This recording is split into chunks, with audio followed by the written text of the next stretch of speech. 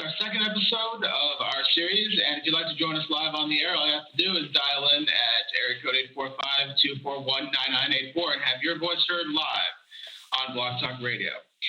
Joining us this evening is myself, Will, and from last week, if you heard our show, we have Charles. Right here. Eli. Hey, hey. And joining us for the first time, we have Alex. Howdy doody. All right. So, to start things off, a couple hours ago, only a few hours ago, we found out that Ruth Bader Ginsburg passed away at the age of 87. And that will certainly have political ramifications for this coming election. Any thoughts on that? I guess, first of all, want to say rest in peace. Yeah, rest in peace, too. No, I guess as a Supreme Court justice that had dignity in times of... Did she though? Yeah. I think so. And understood that the Constitution was a living document and wasn't afraid to interpret it in ways that would benefit marginalized communities. Yeah. It brought a more human element to a very sort of what a lot of people consider a static position of being on the Supreme Court.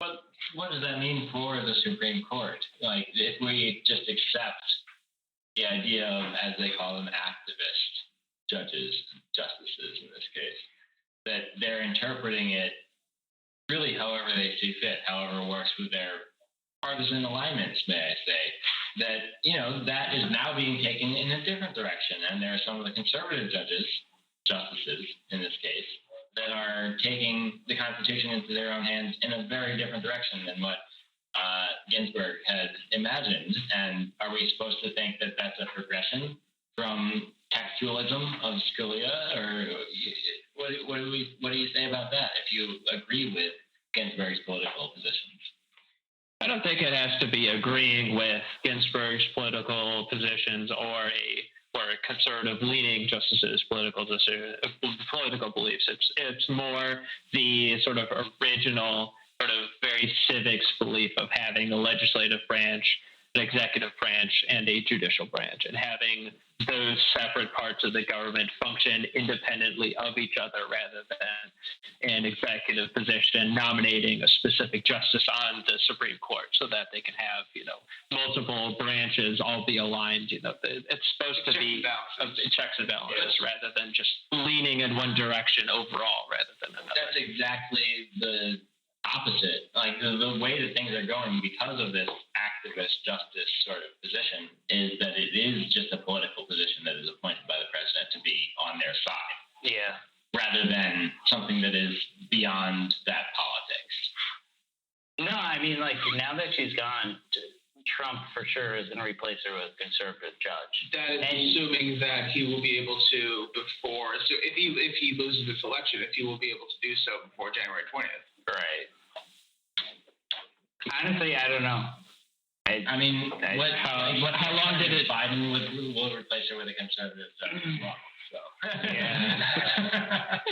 Sure, that's all relative. But how long did it take for Trump's last nominee to go from him deciding on the judge to them? Yeah. Wasn't it 3 months? I think. Something like that. Something like that. Yeah. But the interesting thing is that Kavanaugh, as a justice, has not entirely agreed with Trump on every issue. No. Gorsuch especially. Yeah. Gorsuch has actually been the deciding vote in several different cases. In the Oklahoma case, wasn't the deciding vote? I believe so. Yeah. Gorsuch is an interest. I think that's the thing that is interesting, beyond the. In the sense that the Supreme Court can still, in any respect, be beyond politics. These justices, they're not just the partisan actors that people expect them to be. Gorsuch and Kavanaugh both have nuanced opinions of constitutional law that they bring with them. Which is a good thing for a justice to have. Yeah, that's exactly what we would want as a Supreme Court justice. Yeah, regardless of whether they're liberal or conservative, as you would, as far as you could describe a judge to be. you want a nuanced opinion. You want someone who understands constitutional history. I mean, regardless of whether you agree with his political positions or not, Scalia was very well versed on constitutional law. I've read several of his decisions, and he has an incredibly strong understanding of colonial history and constitutional history. Yeah, I think the thing that I disagree with him the most on is that he thinks deep dish pizza is not real pizza. Yeah, do you know his favorite? His favorite Italian dish is pasta con sarde with sardines. So it is. Yeah, that was his favorite Italian dish. I found that out recently. Yeah. There was some reports, not too recently, but there were some people were discussing potentially what Trump's Supreme Court shortlist would be, and apparently Ted Cruz was briefly on there.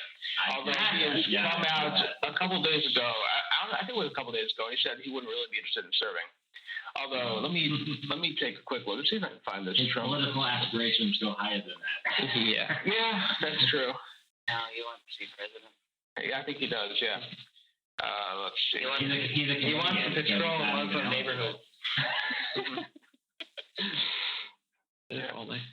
I'm just pulling up his short list here. It's from WhiteHouse.gov, actually, remarks from President Trump on judicial appointments. And there actually have a full short list here. We have Bridget Bade of Arizona, who's judge on the Ninth Circuit Court, Daniel Cameron of Kentucky, who's Attorney General of Kentucky, Paul Clement of Virginia, former Solicitor General, Senator Tom Cotton of Arkansas, who's on the short list. That was fun. And other names here that are rather obscure, but there's some that might be more familiar, like in addition to Ted Cruz, Senator Josh Hawley from Missouri, Martha Pickle of Illinois, who's judge on the district court for the Northern District, Supreme Court Justice, Florida Supreme Court Justice Carlos Munoz, and there are several others. Although, like I said, it's going to remain to be seen if he is whether he's reelected or not, because I don't think they'll be able to get a judge on the court by January. But because I don't know, do you think that they will be bold enough if he is not reelected to have a Supreme Court justice put in during the lame duck period? I mean, they'll certainly try.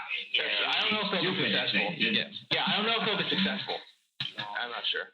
Yeah, I mean, it's a question of how incompetent the Democrats are, which can always impress them. They always find a new way to impress them. That's true. That's very true. So I wouldn't be surprised. Yeah.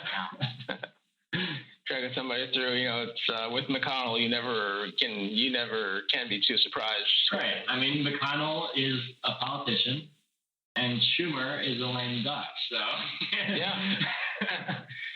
Yeah. There's not. I think, in my opinion, there's not enough boldness within the Democratic Party for them to try those sort of things. It seems in a sense they're afraid to alienate certain parts of not even their voting base, but other voting bases. Whereas the GOP is willing to basically do anything they can get away with in a lot of senses. Yeah, because they've really leaned into the idea of just going balls to the wall with just about anything, like still writing, write and die, like sticking to their guns and just going ham with just about anything, whether it's political policy or nominations or what have you. So very different approach. They're a real political party, and their base agrees with them. And that's not true for the Democrats. Very much. I would argue against that. I don't think Democrats, Republicans function as traditional parties anymore. They're two factions of the same. Corporatist factions, would you say? Right. They function as corporatist organizations that don't really serve.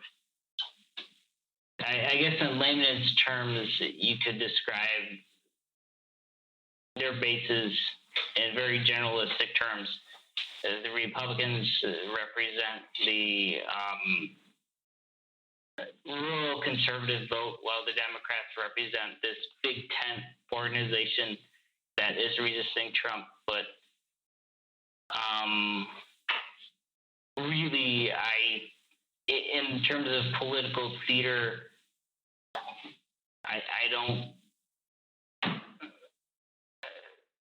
I I don't see any kind of political will or political power the Democrats have besides resisting Trump. I don't think they have that. Yeah, Definitely don't. Yeah. Given how poorly that sort of mantra has panned out over the last 4 years, they really. If Biden loses the election, I am not going to vote for them ever again. And it's voting for nothing, really. But that's what I'm saying. It's like I disagree with your conception of the bases of each party. I don't think that the Republican true base is rural conservatives. I think it's money. It's very similar. When I mean rural conservatives, I mean in terms of classist terms, I would say the petty bourgeoisie, the ones that are small business owners who are white, that they view Trump and they want to maintain their status, their privilege, their economic power in this country. But isn't that the same as what the liberal elites think about the Democratic Party? They want to maintain their status and power in this country. Like I don't think that I think that the two parties are definitely more similar than they are different in that sense. Well, I'd say their motivations are different. The Republican Party is entirely motivated by this white supremacist far-right view that we need to maintain the white ethno-state that exists, while the Democrats is let's diversify the capitalist state. That let's maintain capitalism, but let's get a few women of color to be CEOs. It's functionally the same, though.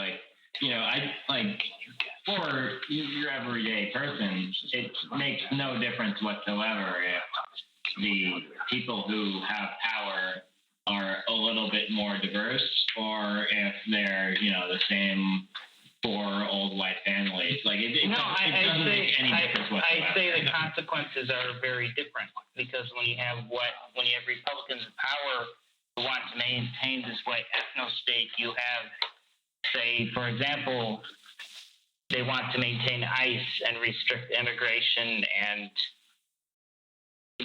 recently you've had this one nurse who whistleblowed and said that at ICE facilities they're performing hysterectomies at a record number. Yeah. Entirely not unique in American history. Right. No, not at all. It's happened under Democrats before. It has, yeah. Yeah. And I actually think one of the reasons why the Democratic Party never ceases to unimpress is just because they're not significantly different than the Republican Party enough to not be lumped into the sort of same old politics image, despite them possibly wanting to be very different and wanting to be the resistance movement to Trump. But just that sort of philosophy of still maintaining the very capitalist top-down sort of structure of America, but possibly have slightly different faces at the top, but have the same operations underneath is really what the dysfunction is between the Democratic Party sort of top-down view and the actual base and the sort of grassroots movement of people that want to make change happen in this country. It's just neither party is either actively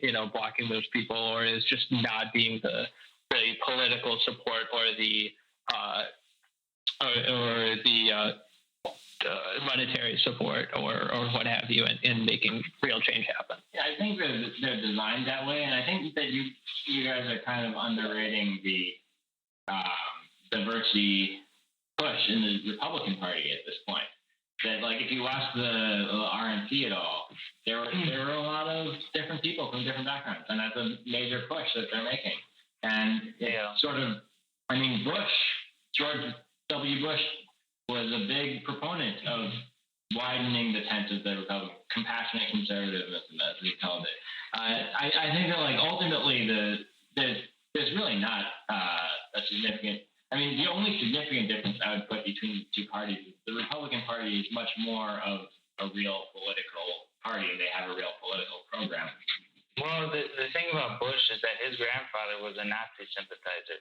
I mean, that's true for like half the politicians that we have. I don't think that's like particularly absurd. Robert Byrd was in the Yeah, I mean, but you can still tie both parties towards maintaining capitalism. Yeah, for sure. that's what I'm saying. They're basically the same party. It's just the They're Republicans are separate trying to do politics and trying to advance the goals through political Yeah, I means, mean, whereas the I don't- Democrats are largely just trying to sell books and speaking engagements. I don't think you can really justify any. I don't. If one is to say they're different factions of the same coin, I don't think you can say one is more genuine than the other. One may be portrayed as more genuine as the other because they, like the Republicans, understand that if we're racist as hell and our main goal is to represent the white ethno state, that the suburbs are being invaded by these people of color, then that's just how they're going to play the game. That's just how they know that they're going to get the vote. It's just fear, and that's what people go towards. I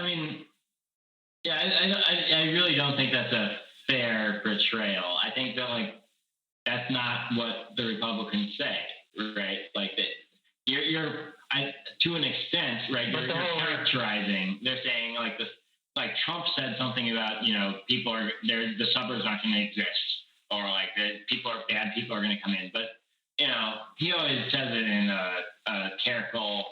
I wouldn't say careful because it's Trump, but like in a different way. A very pointed way. Right, in a pointed way that may point towards the racialized aspect, but he doesn't say it explicitly. And the Democrats also say similar things quite often. Super predator. Yeah. Exactly. That's a great example. Yeah. It's like, so if you're gonna criticize, you're gonna say, they're so different because the Republicans are more racially inflammatory. I mean, to an extent now, maybe, but I think that's more coincidental, honestly. Like the Democrats are sort of forced into paying lip service to, your people of color or whatever kind of minorities they're trying to cater to right now because they're making it a cultural issue. When on the economic side, they're really It's lip service and nothing else, and it's not actual meaning. Yeah, right. And that's the thing though. Need the votes, right? It's in the back. It's all about turnout. That's true. There's when African American voters, 90% go Democrat that show to the polls. That's pretty somewhere around there is pretty agreed upon. The question is about turnout. Yeah. And How much of the total voter is Right. 90%? And honestly, Trump has been making inroads in a lot of minority communities and getting a higher percentage of the vote in African American and Hispanic communities than has been traditional. Yeah, no doubt. I mean, Despite the outward super prejudice. Under Clinton, the prison population exploded. That's true. That was one of the results of the '94 crime bill, which I was a major supporter of. Yeah, exactly. Yeah, exactly. Well, Bernie was against it. Yeah. Oh, by the way, I do want to bring up when we're talking about minority support, we do want to at the end of August, right after the convention, there was a poll that came out by the Hill in which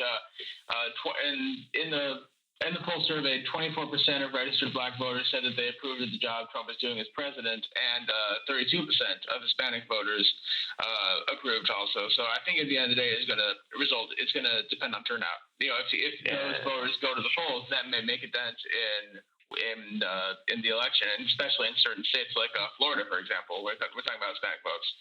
Do we know what the sample size for that poll was? I don't want to talk about an individual poll. I'll talk about polling averages, but I'm not going to talk about a single Okay, poll. 2,861 registered voters. Margin of error is 1.8%.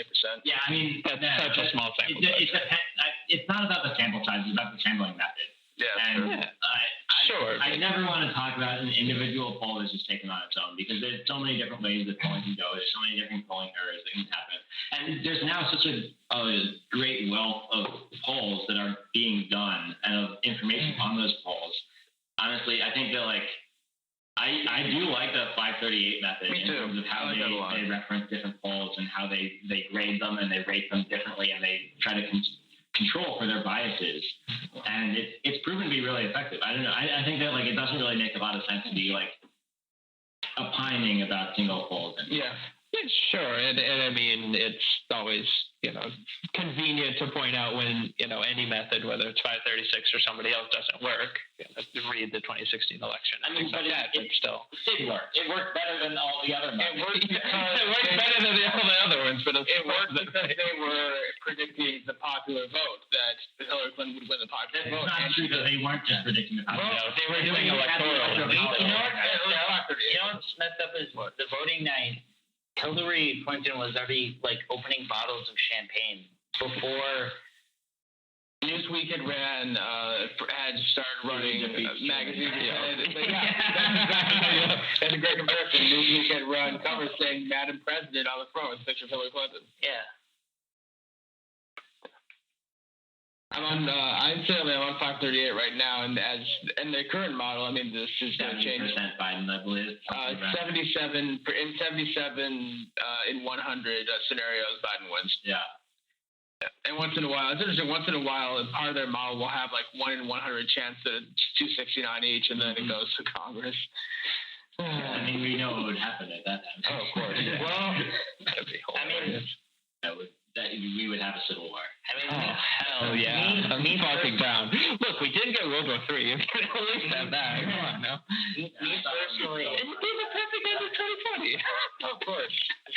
Ultimate climax story. Ultimate climax. like, I guess Biden.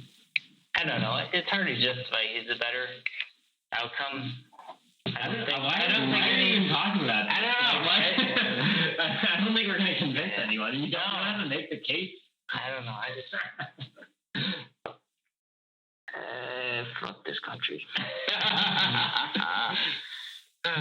It's like, well, why couldn't my fucking ancestors stay in Ireland? Oh, why did they fix it? Something about potatoes, I think. Why couldn't they just fucking stick it out? Because of the and English. stay in Ireland? That's why. Because the English. The English ruined everything. Yeah. No, yeah, especially, yeah. The English were like the number one force of evil in the world. You would not believe how much Irish people hate English people. Yeah. No, I believe it. Yeah. They're right. If they would have stayed in Ireland, They probably would have died though. Yeah. You wouldn't be here. I wouldn't have to suffer through this hell we lived through. And a big shout out to TJ Hooker in the chat room. Oh, what's he saying? He hasn't said anything yet, he just came in. Oh, nice. Oh, shout out. We love our listeners. Yeah. Every single one. At least it's better than the nickname of generic white person. I was watching To Catch a Predator episode, and that was the screen name of the Generic white. I remember that. Yeah, generic white male. So should we talk about cuties though? Oh yeah, we Why can. not? Yeah. Okay. Now I've not seen it, and I probably am not going to. I'm not It's watching fucked it. up. I think it's kind of weird if someone's gonna watch it. To be honest. It was originally. Why would you go out of your way to do so? It was a European documentary. It's French, I think. Not a documentary. It's a dramatization. It's a dramatization. Yeah. It's the Senegalese French director. Right. Well, I heard when Netflix picked it up, they like fucked it up, and the message. I mean, it's also the promotion of it. But like, I'm not gonna watch the movie. Just in general, the message it sends is that child molestation is okay, which is really fucked up. Is that the message it sends? No, it's not. The message of the movie says that it's wrong and exploiting children is wrong. It's just the presentation of it is very graphic. Oh. Yeah, it's like That's what I should have said that. It's like if you're gonna. This is a critique of violence, like hit you in the face. Yeah. If you think of violence, that is itself very violent. Yeah. It's to show that it's bad. Like you'll understand that it's bad if I do it. Right. Yeah. Do as I say, not as I do, while I punch you in the face. Right. Seems good. Yeah. All right. We were also going to talk about globalism, and the question I think that we had what globalism, and the question that we had sort of hinted to last week was, who are the globalists? Do you mean the Jews when you say that, or what are you talking about? I guess it depends who you're talking about. Who do people mean when they say globalists? I guess from my perspective, when Marxists mention that when they differentiate between those who have power in a political structure, in generalized terms, they separate it between proletariat and bourgeoisie. Proletariat are the workers, the ones that produce capital. The bourgeoisie are the ones that accumulate that capital, but are not doing the work that they are the ones that are exploiting the proletariat and are making profit from that exploited work. Sure. And even in Marx's own writings, it was a little bit more complicated than that. He talked about the petty bourgeois. He talked about the lone proletariat. It's not just the binary system. right, but I'm not really hopeful that the listeners will understand. I'm just trying to. Perhaps you underestimate our listeners. I guess in general terms, when I differentiate between the proletariat and the bourgeoisie, the most simple analogy I can make is that if you're a worker in a factory, if you're a worker in a car factory, the proletariat are the workers, the ones that are on the line manufacturing the car itself, while the bourgeoisie are the owners of the factory, the ones that are not in the factory every day with you on the line making that product. They are the ones on they're the ones in the board meetings that make the decisions whether or not to close the factory to save money for themselves and to decide that, we deserve bonuses now, so we're gonna cut, say, 3,000 jobs in this one factory in this small town that depends on this factory for its survival. Does this model account for the consumer who is purchasing the car that was manufactured at this point? Wait, what topic were we on? We're on globalism. Yeah. I think that globalism as a topic actually completely destroys this framework of thinking about economics, to be honest. That Globalism requires that there is a labor force that is readily available and inexpensive for the corporation. And that's what we see in places like China and elsewhere in the global south. I mean, less so in China than 15 years ago. Even. That's true. But no, I mean, I think that like sweatshops and things of that. This whole I think it's overly reductive, and I think that it may be designed to help people understand Marxism better. But I think that's honestly pretty not. I think it underestimates people's abilities in terms of understanding, for one, and I think that it's just not current. Then that's not how the economy works. What's the alternative to understanding the relationship between? If you're trying to build class consciousness, how do you describe it differently?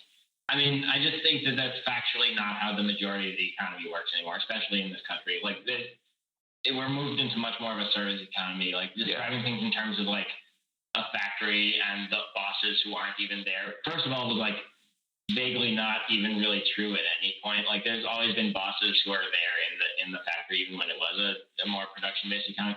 I think there are writers if you read American Pastoral, Philip Roth, actually, a classic novel of the 20th century, that talks about a factory owner who just sat in the middle of the factory floor and was the most approachable person. And that's actually the direction that modern psychoeconomy, if you come at it from a Freudo-Marxist perspective, has gone, is that it's a boss who is there for you. And that's much more relatable for people, I think, now, even in some more productive spaces than your ortho-Marxist perspective of the bourgeois are not even present, because that just doesn't even map onto people's experience. But the relationship of power hasn't changed. Right, but you have to explain it in like a way. The relationship is still not democratic. The relationship But between it's in a boss different context than it has been in the past. Yeah, it's not democratic at all. I mean, it's potentially even less democratic. Like, and the thing is, like, I think that, like, I mean, Slavoj Žižek talks about like the difference between a boss that is like authoritarian in the classical quote unquote authoritarian sense and just tells you what to do versus a boss that tells you what to do in your own best interest. it makes you hate him. And incidentally, we've just reached the halfway point in the show, so I think it's time for a quick Hokar's break. Oh yeah, let's take it. All right. We will be back in about 5 minutes with more of Windy City Radio. If you want to get in, dial up 845-241-9984. We'll be back. All right, we're back with more of Windy City Radio from Chicago. Telephone number to dial is 845-241-9984. We got a little over 22 minutes left on the show. Next thing we want to talk about is identity politics, and so what are the effects that it has had in the last few years, and where we see it going.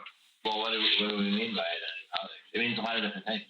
Yeah, like which identities are we talking about? We're talking about race, gender, social class, ability. I feel like identity politics is often contrasted from class politics, so I don't think that class would necessarily be included in what we call identity politics. I suppose, yeah. So it's simply a different approach to politics rather than something that has a liberal, conservative, left-right sort of equal. Is this sort of an opposite approach? No, I think it's the just same approach. I think that's what it is. It's a different way of looking at it, I think, and a way of seeing how certain aspects of that affect groups in society, marginalized or not marginalized. I think when you talk about identity politics, specifically race and gender,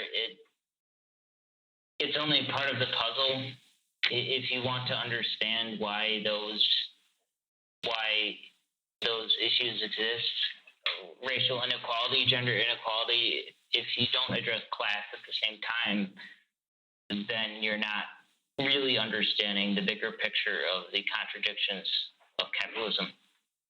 Yeah, sure. I mean, anytime you take a sort of simplified or reductive approach to the vast nuance of the real world, then you're going to sort of miss out on everything that's actually going on rather than sort of taking a very sort of gentle stroke approach or something that just is sort of lip service only rather than something that actually makes meaningful change. But the other side of that is that it's digging into every single variable that goes into racial inequality, gender inequality, systematic racism, and the other sort of outstanding issues that are going on in this country. It's just the amount of detail and the amount of historical sort of view that you have to take on that just compounds the issue massively. So it's a very difficult sort of topic to address, where on one hand you're either oversimplifying or on the other hand you're getting to the level of complexity that just isn't reasonable to handle. So it's sort of a catch-22, if you will, of just either not doing enough or having too much to handle to make anything actually happen. So I don't know, maybe the real solution is just to start from scratch, but that seems, very extreme. Just, given how any sort of, widespread change gets handled by, the people in this country, whether it be and will be noticed by a lot of people in the country. Yeah.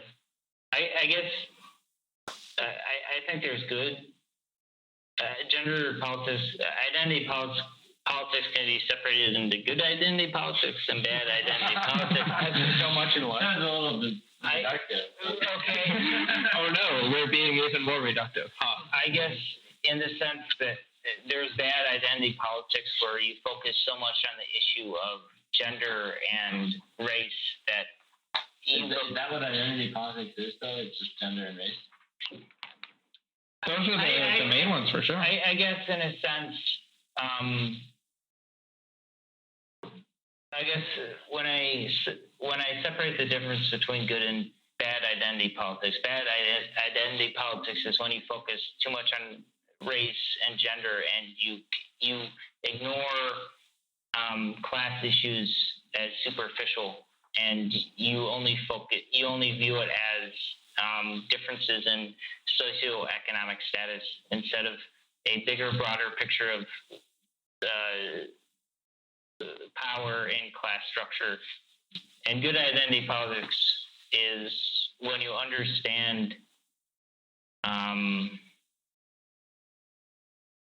the issues of gender and race.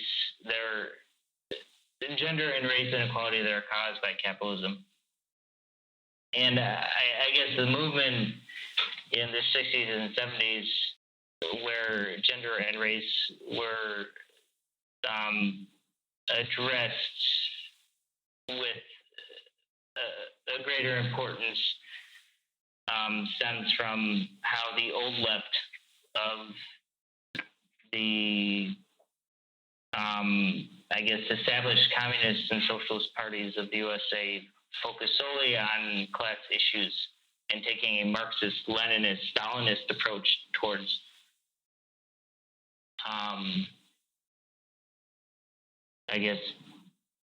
economic issues.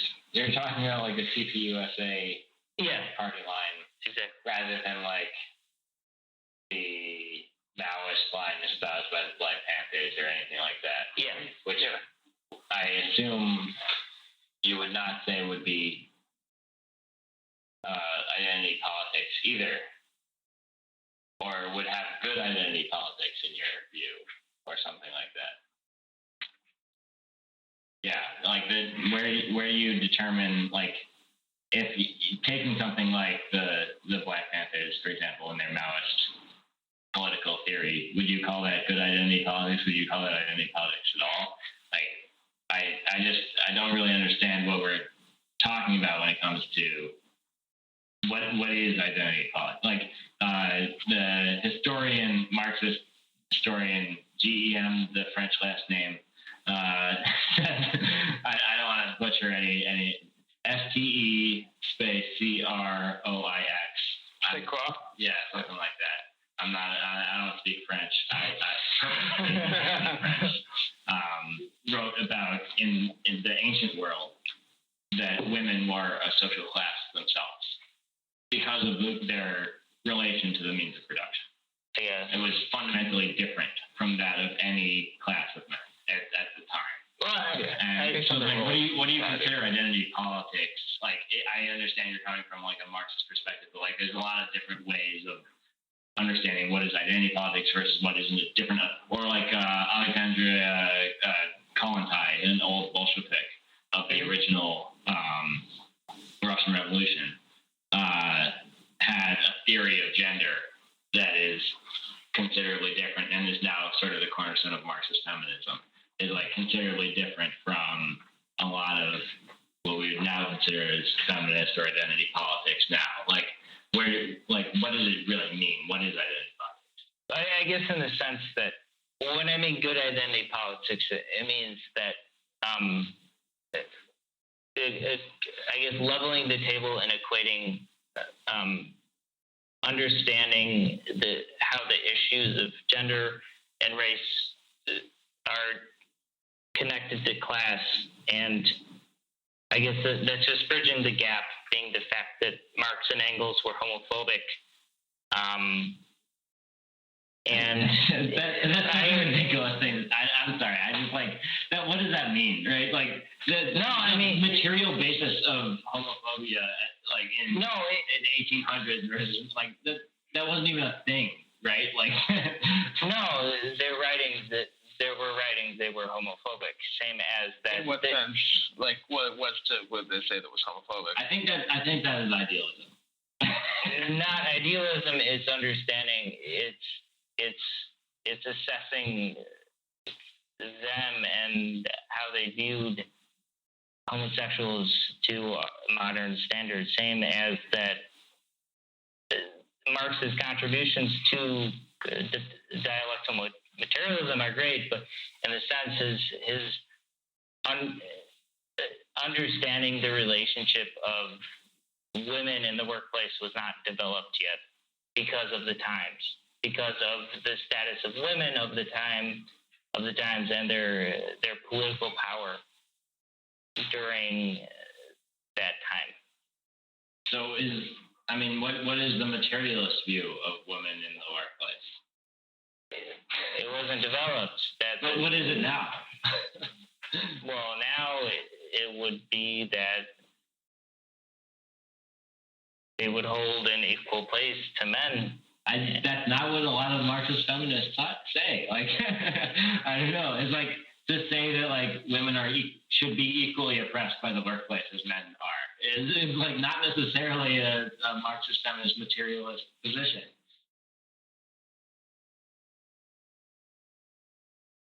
Can't we all just suffer together? Like, I think that's the one sort of contradiction I have to any sort of like identity politics or classist politics or what have you. It's we're all human beings. Like, whether we're divided by race or separated by religion or divided by politics or classified by wealth, like we're all just human beings trying to survive day to day, and a lot of us, very few of us succeed a lot better than others. And the shared human, particularly the shared cultural experience, has a lot of.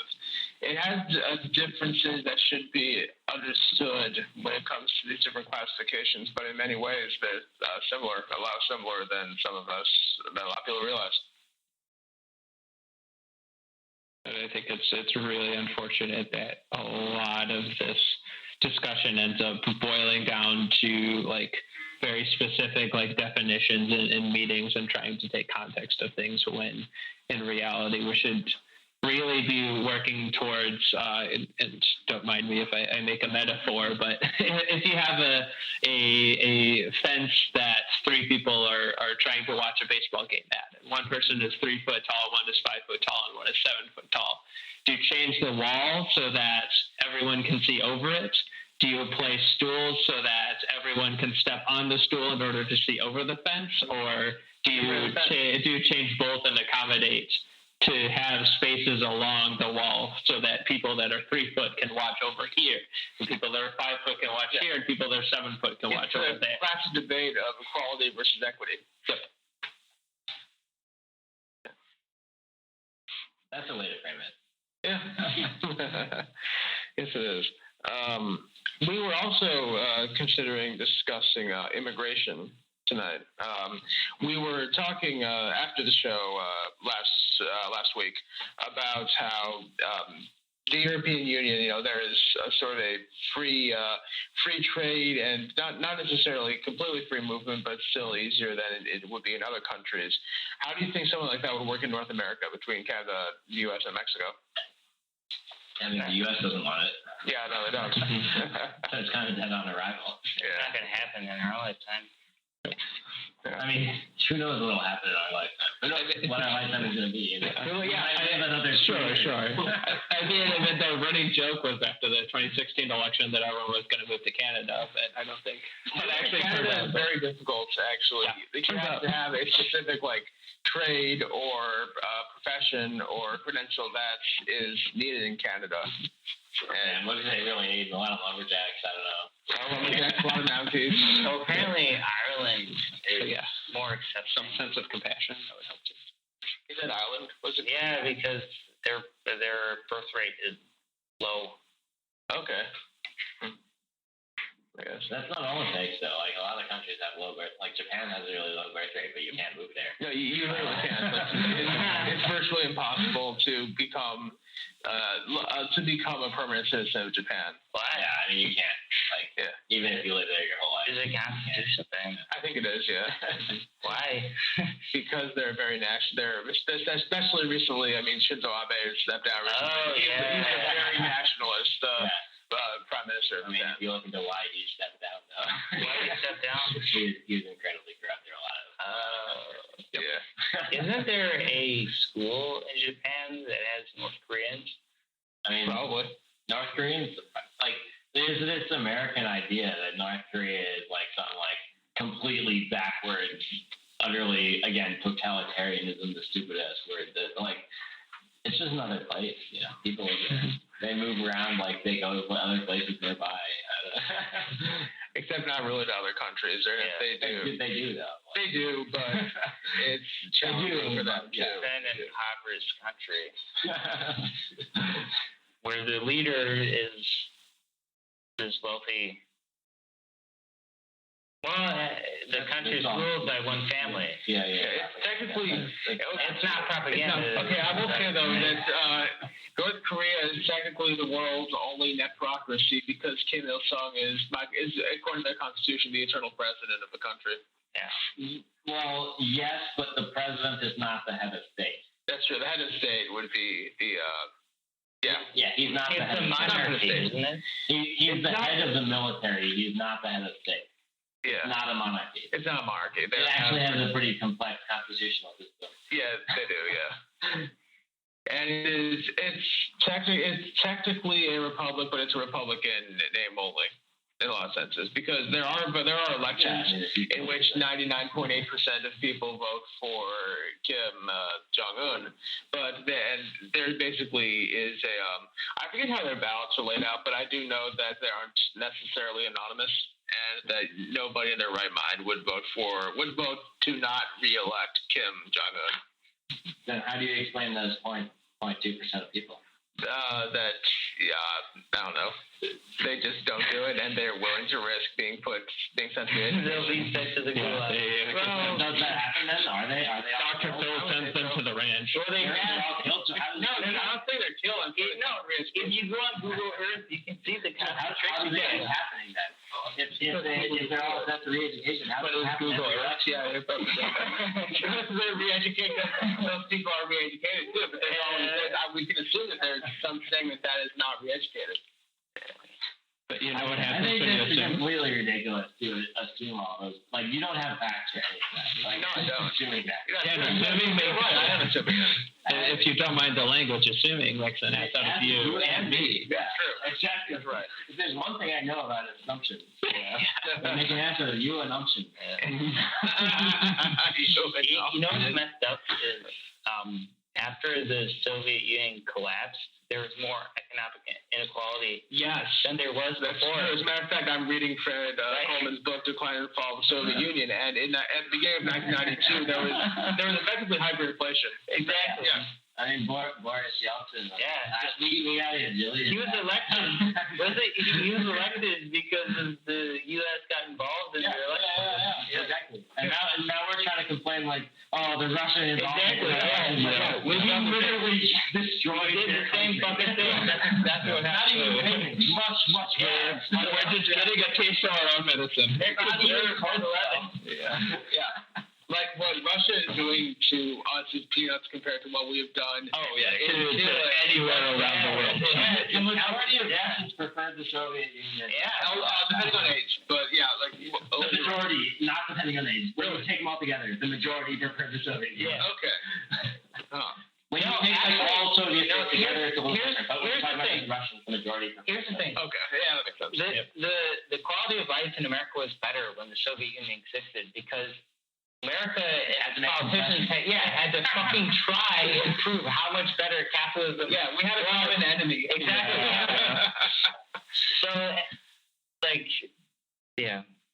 Before we murdered all the labor Yeah. movements, all the heads of the labor movement. Exactly.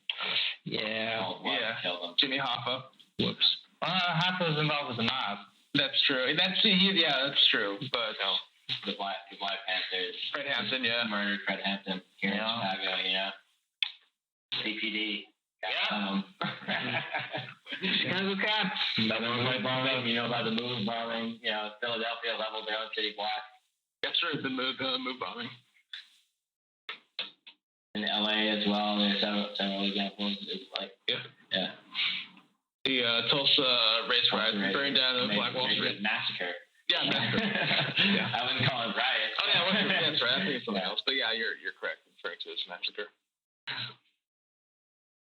And the sad part is that, like, in the 30s and 40s, when the Communist Party USA was out there, They weren't really out there. They weren't in pre World War II, they were trying and were more militant. the miners' unions out west were so militant at the point that the workers would have rifles.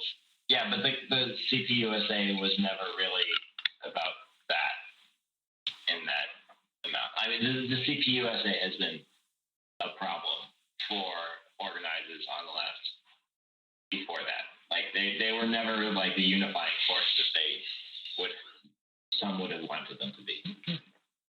I mean, I would agree with you. From that's they shifted once FDR was in office. After FDR started adopting the social welfare programs, they kind of just said, "Fuck it, we're giving up. We're not gonna be radical anymore." Yeah, they're like, okay, we'll fight. That's where the whole idea of the white working class comes from. Those are the people that agree with the New Deal. Yeah. Whereas the people who are left out of the New Deal was largely former slaves. Yeah. Who that was the sort of agreement of the New Deal was to keep them in. Keep them down there rather than those get them in. Yeah. Sharecrop. Yeah. Owing their souls to the company store to go to Tennessee or New Ford. Right. Yeah.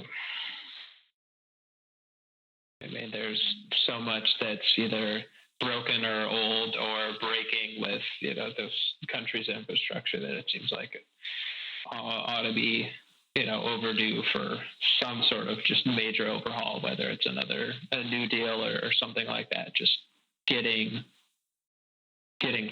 so much fixed in this country and getting, proper, internet and all sorts of things, just public works that I think that's could be also done. viewing the internet as a public utility in the same way we think of electric. Yeah, I mean, if we ignore climate change, I agree with you. Yeah. I mean, Sure. But here's the question: is it better to just let this country just say fuck it, let it die? Or are we going to let Rome burn? Is that what you're saying? Yeah. Is it better to just let Rome burn? but does that create a power vacuum though, where it could be getting even worse? I think we better wrap up. As we just heard, we have 90 seconds, actually 81 seconds now. And I think that's the trepidation about, taking a comprehensive approach to reform in this country rather than starting from scratch, is that, the fear of the unknown of what replaces what we have right now, and is that, better or worse than the broken system that we have. Right. Yeah, and as we continue, as we hurdle faster and faster towards this election, we will be able to see how that turns out and whether it will in fact be beneficial to just let everything burn. But for now, we hope to see you next time on Windy City Radio. Thanks for joining us.